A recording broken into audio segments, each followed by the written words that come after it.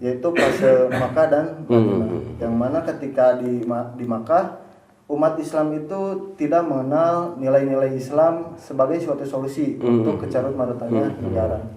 Nah, andai kata Indonesia hari ini adalah fase Makkah, mungkin apa yang bisa kita gambarkan, kita edukasikan gitu Pak, untuk bahwa Islam itu bisa gitu loh menjadi solusi atas kecarut marutnya negara hari ini. Mungkin kalau saya tambahan gini mungkin Kang Gibran. Nabi punya dua fase, Mekah dan Madinah, Kang Jaki dan Kang Said. Nah, kalau misalkan Indonesia sekarang ada di fase Mekah, mungkin Indonesia sedang ada dalam fase tidak mengenal Islam. Beda hal dengan ketika ada di fase Madinah. Islam sudah mengenal secara keutuhan. Tapi sayangnya di Indonesia ini kalau misalkan udah di fase Madinah tapi tidak mengenal fase tersebut, berarti Indonesia tuh sekarang umat Islamnya sedang ada di fase kegoblokan gitu atau kedunguan, kebodohan dan lain sebagainya. Pandangan Akang berdua terkait hal tersebut seperti apa? Indonesia di fase mana dan pandangannya seperti apa? Kurang lebih seperti itu, Kang. Silakan. Mau dikasih saya. Mangga. Bingung juga sih kalau misalkan mengukur, menakar. Tapi kalau saya lihat beberapa parameter, kayaknya sih Indonesia itu ada di fase Makkah. Betul, karena seperti sudah pernah saya jelaskan bahwa di Mekah itu bukan berarti orang tidak beragama, bukan tidak tidak mengenal Allah, tidak melaksanakan sholat, tidak melaksanakan haji. Itu yang membuat Masjidil Haram itu bukan Nabi Muhammad gitu. Yang membuat Ka'bah itu kan bukan Islam, bukan Nabi Muhammad, kan itu sudah ada jauh sejak ribuan tahun lah sebelum Muhammad diutus. Jadi nama Masjidil Haram itu bukan nama yang diberikan oleh Muhammad Rasulullah SAW. Itu sudah ada sejak lama. Nah, itulah yang terjadi hari ini. Jadi agama sebagai adat istiadat, sebagai kebiasaan dan sebagainya itu tumbuh. Tetapi agama sebagai sistem yang kafah, sebagai sebuah struktur sosial, struktur kepemimpinan dan lain sebagainya yang meliputi ekonomi, politik, hukum dan sebagainya, itu yang tidak ada. Nah, itu adanya di Madinah. Jadi kalau merujuk ke sana, saya mungkin lebih cenderung menganggap bahwa Indonesia ini adalah Indonesia yang atau di dalam sejarah Rasul ini lebih cocok, lebih tepat digambarkan sebagai masyarakat Madinah. Kalau untuk haji mereka jual kambing, jual kebo, jual ladang, jual sawah dan sebagainya. Tapi kalau misalkan hukum, ya tadi bukan lagi la nafiyah, malah la nahiyah gitu. Betul. Itu barangkali. Silakan ditambahkan oleh Kang Said. Ya, baik. Bismillahirrahmanirrahim. Memang kalau melihat problematika Kang Gibran di kita tuh luar biasa itu. Tapi jangan khawatir. Ada yang yang memberikan semangat sebetulnya bagi kita hari ini. Salah satu contoh. Ketika membicarakan akan hal-hal terkait dengan apa yang terjadi di tengah-tengah kehidupan kita hari ini.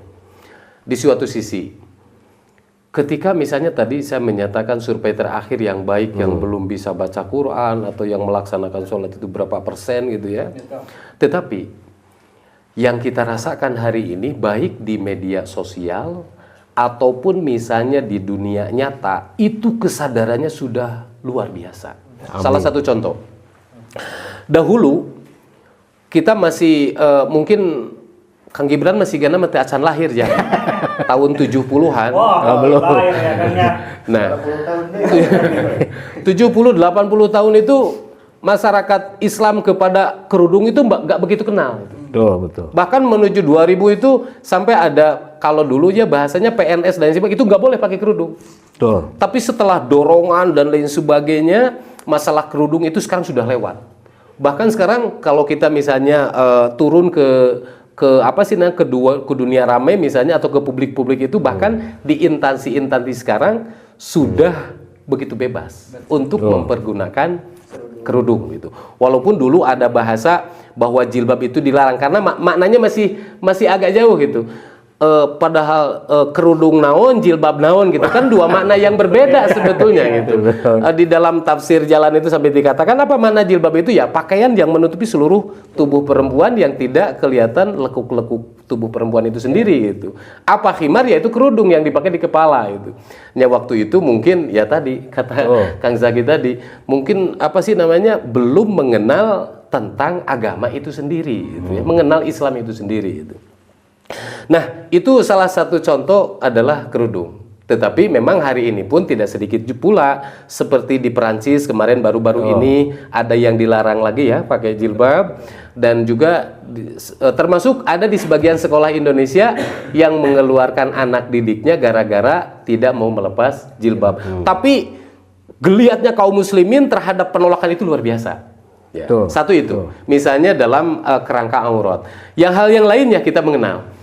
Kemarin tuh apa namanya, begitu dahsyatnya ketika ada apa namanya tuduhan bahwa ada apa namanya itu lambang la ilaha illallah bertuliskan di kain putih dan bertuliskan di kain hitam, sebut saja ar-roya dan al-liwa, dan itu adalah disebut dengan royatu Rasulillah Sallallahu, itu bendera Rasulullah Sallallahu Alaihi Wasallam, yang pada saat itu disematkan kepada salah satu ormas yang disebut tadi, yang BHP-nya dicabut itu, itu yang BHP. Tapi secara apa yang dinamakan dakwah itu seperti kita apa namanya bola salju ya. Betul.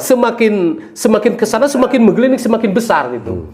Nah ini adalah tentang Ar-Roya dan Al-Liwa yang kemarin katanya di salah satu kabupaten dibakar di Garut. Di mana Garut ya Kang Gibran? Tetangga Sabelah. Itu sampai viral itu. Dan seluruh dunia itu bergejolak terhadap pembakaran bendera Rasulullah Shallallahu Alaihi Wasallam tadi. Alhasil Kang Gibran, lepaslah sudah bahwa yang yang dikibarkan oleh salah satu ormas itu ternyata bukan bendera ormas itu, tetapi bendera kaum muslimin. Alhamdulillah lewat. Nah sekarang nih yang lagi rame itu yang banyak disinggung oleh Kang Zaki yang punya channel ini. Apa sih namanya, tentang pemaknaan negara Islam, tentang makna syariah, tentang makna khilafah. Di sekarang itu masih, kalau bahasa ininya adalah sedang trending topik gitu. Ya. Nah, kenapa demikian? Karena memang sekarang itu sedang di apa istilahnya di apa ya, kalau bahasa itu digoreng ya, masih digoreng itu.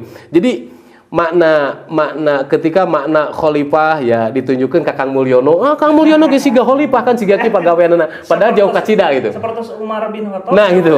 Salah sawiosna.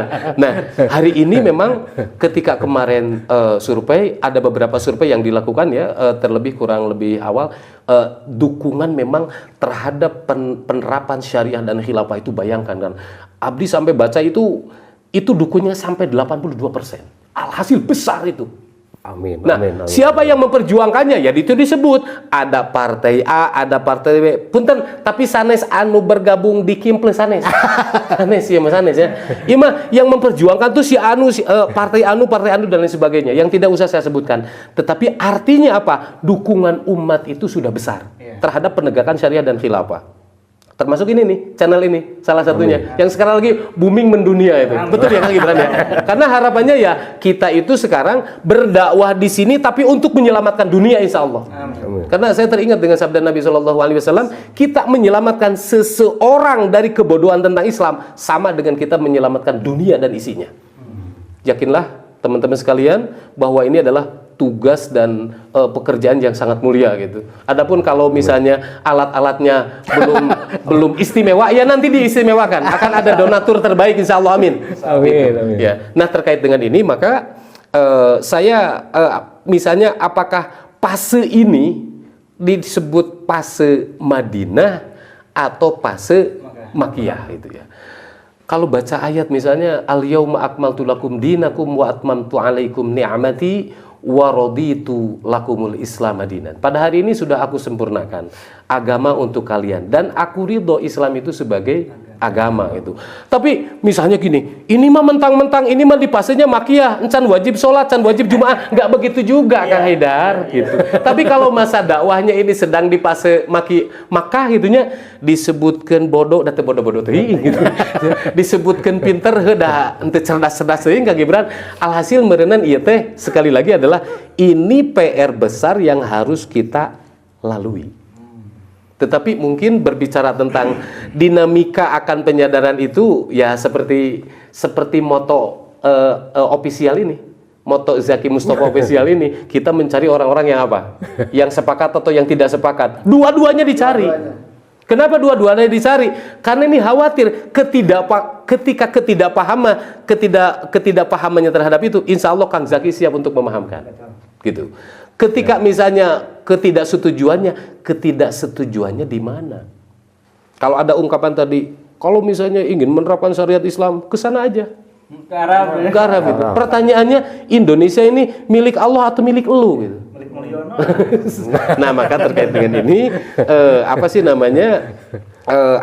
dalam hal langkah-langkah ini mungkin fase-fase ini yang tentunya adalah membutuhkan langkah yang istimewa ya, dan juga cara-cara yang lebih elegan dengan apa tadi? Misalnya kalau mau ya udah, kalau sekarang pengen tahu tentang Islam ya udah datang saja ke Zaki Mustafa Official. Untuk apa diskusi ya? Mencari apa? Bukan cari pembenaran tapi cari kebenaran. Ya. Maka persis kalau misalnya di dalam firman Allah itu ketika kita melakukan apapun dalam dakwah kita beribadah, apalagi ketika beribadah yang langsung dengan Allah. Ya, berdakwah kita beribadah, apalagi yang bersifat ritual. Maka untuk meyakinkan itu, ketika harus menemukan wa'bud rabbaka hatta yatiyakal yakin itu, yaitu maknanya harus apa? Harus dipahami. Bukan hanya misalnya gini, ingin mendirikan syariat Islam, tapi bertanya kepada orang yang benci kepada Islam, nyambung nggak Kang Ibran? Nggak bakalan nyambung. Gitu. Maka carilah solusi kepada orang yang paham kepada Islam itu sendiri. Begitu untuk tanggapannya. Hari ini tuh pada salah ngambil guru, makanya ke bawahnya makin bobrok dan bobrok. Salah jurusan gitu. Iya. Sebenarnya Kang Said, Kang Jaki, pertanyaan tuh masih banyak. Oh, Masya Allah. Cuman ya seperti faktanya yang ada, kita tuh punya kehidupan masing-masing yang harus kembali pada rutinitas. Nah, untuk kelanjutannya kita akan melewati beberapa pertanyaan yang ada yang akan kita muat di episode selanjutnya. Dan kita akan langsung masuk ke pertanyaan dari netizen. Zaki Mustafa Official ini tuh membuka pertanyaan-pertanyaan pertama lewat WhatsApp, lewat kontak person Zaki Mustafa Official, dan lewat DM dan komen. Jadi untuk para netizen yang ingin bertanya dan dimuat dalam video, silahkan menggunakan ketiga tahap kriteria itu untuk bertanya.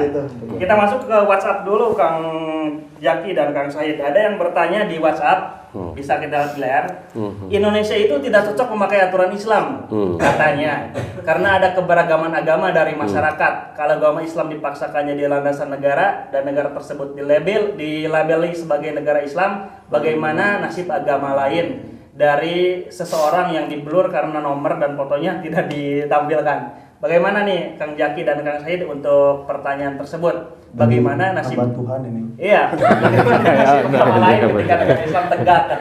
Nah, ini sudah secara garis besar tadi sudah dijawab sebenarnya. Iya. Silakan. Betul. Kang Zaki atau Kang Said dulu?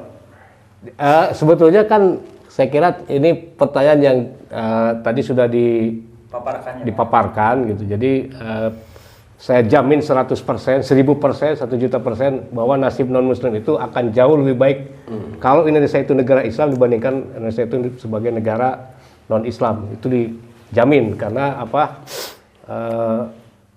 Salah satu alasannya itu tadi di dalam konon aja si NI walaupun tidak pernah berjalan negara ini gitu katanya. Itu pasal pertama itu adalah menjamin kebebasan beragama. Yang itu di NKRI ini tidak ada, tidak terjadi gitu. Tidak terjadi karena ada ulama kiai ditangkapin masuk penjara gara-gara berbeda pendapat dengan mayoritas, ada ormas yang dibubarkan dan sebagainya gitu. Itu bukti bahwa memang kebebasan beragama itu tidak ada di Indonesia hari ini gitu. Yang itu saya yakin kalau di negara Islam ini ada contohnya di zaman Rasul bahwa memang umat non-muslim, Yahudi, Nasrani dan sebagainya itu hidup jauh lebih baik dibanding di negara demokrasi sekuler itu. Lanjut Kang Said, bagaimana tanggapan Akang nih? Ya. Simpel saja untuk jawaban pertanyaan ini. Baik, bismillahirrahmanirrahim. Terkait dengan pertanyaan ini, ini yang saya baca di beberapa media sosial kemarin itu justru yang ketakutan diterapkan syariat itu kaum muslimin. Di media sana ya, di media sana. Karena bagaimana bisa di Indonesia ini diterapkan syariat Islam? Nanti kalau yang mencuri dipotong tangan. Oh, jangan-jangan yang nanya itu. Mau mencuri. Iya. Nanti kalau ada yang berzina diranjam. Kalau ada yang membunuh dibunuh kembali itu. Kata saya ini jangan-jangan orang yang suka membunuh, yang suka lacur dan sebagainya dia itu. Ya. Sementara kalau kita misalnya dengan testimoni orang Eropa kemarin, dan sekarang itu sedang rame-ramenya Kang Zaki di wilayah Eropa sana sedang berbondong-bondong masuk Islam, melihat apa yang terjadi di Palestina itu, ya. Dan ini beda dengan tadi sebagian kaum muslimin yang ketakutan akan berdirinya syariat Islam.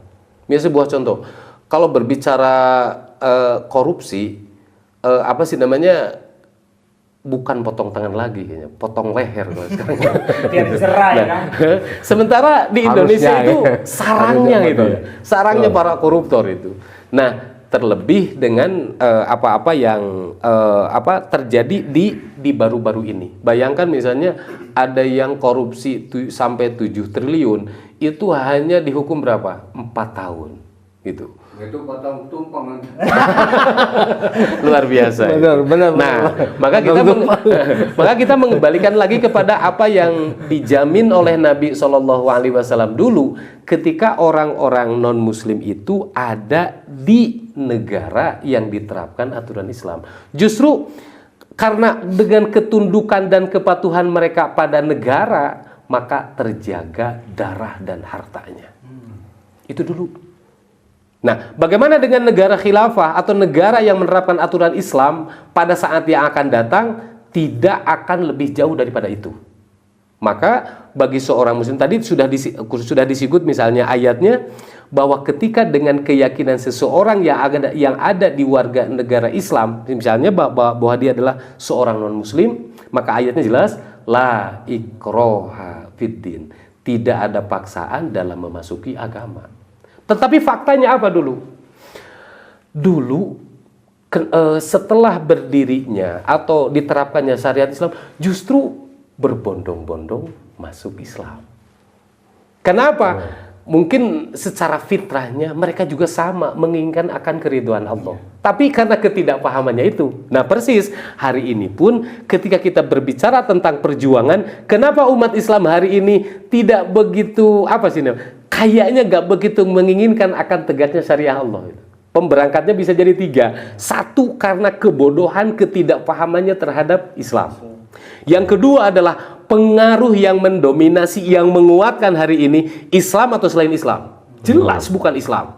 Gitu. Yang ketiga adalah sistem yang diterapkan itu memang sangat berpengaruh terhadap orang-orang yang ada di sekitarnya. Gitu ya, terhadap apa-apa yang seharusnya dia pahami. Nah jadi kalau misalnya tadi mengembalikan dengan apa-apa yang seharusnya ya kaum muslimin itu lakukan hari ini, mestinya apa? Di antara kaum muslimin saling menguatkan untuk melanjutkan kehidupan Islam, dan sebagai non muslim pun jangan ragu dengan timbangan-timbangan atau siroh yang pernah terjadi pada hari itu pun, itulah contoh penerapan syariat Islam. Itu saja Kak, wallahu a'lam. Jadi PR-nya tuh tadi ya, tetap balik lagi ke umat muslim ya Kang ya. Betul. Orang non-Islam nggak takut, orang muslim yang takut. Tapi ada satu poin yang saya garis bawahi, di Indonesia itu terjadi pemotongan untuk pelaku korupsi, pemotongan masa tahanan kan. Kita lanjut ke pertanyaan selanjutnya. Silakan Kang Gibran untuk dibacakan.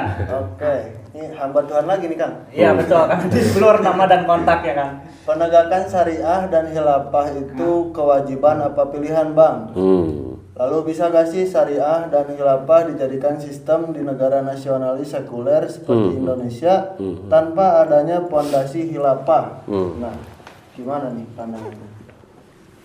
Silakan. Silakan. Kang Jaya. Monggo, Kang. Penegakan khilafah itu kewajiban apa pilihan. Poinnya itu. Penegakan syariah dan khilafah kewajiban apa pilihan, Bang? Oh gitu. Oh jelas sekali bahwa kalau menurut saya dan nanti mungkin lebih dijelaskan lebih detail sama Al Ustadz bahwa penegakan khilafah itu adalah kewajiban yang harus menjadi beban tanggung jawab semua umat Islam. Ya mungkin ya seluruh channel untuk argumentasinya artinya ya seluruh channel ini itu akan membahas kenapa penegakan khilafah itu adalah sebuah kewajiban gitu. Jadi mungkin kalau saya terangkan sekarang ini ya pasti tidak akan cukup waktu. Jadi pilihan terbaiknya ya tonton saja sebuah video dari sejak awal sampai akhir.